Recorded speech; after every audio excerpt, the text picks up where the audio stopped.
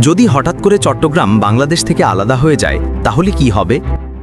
ধরা যাক একদিন সকালে চট্টগ্রাম বাংলাদেশ থেকে আলাদা হয়ে গেল। চট্টগ্রামের মানুষ ঘোষণা করল তাদের স্বাধীনতা। চট্টগ্রাম বাংলাদেশের অন্যতম গুরুত্বপূর্ণ অঞ্চল।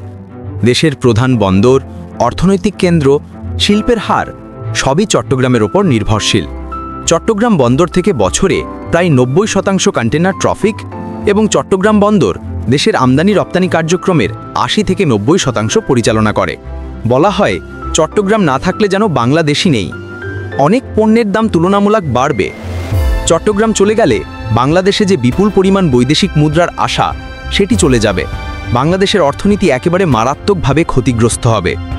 চট্টগ্রামের রাজনীতির শক্তি ও সংহতি বাংলাদেশের কেন্দ্রীয় সরকারের সাথে সংকট সৃষ্টি করবে।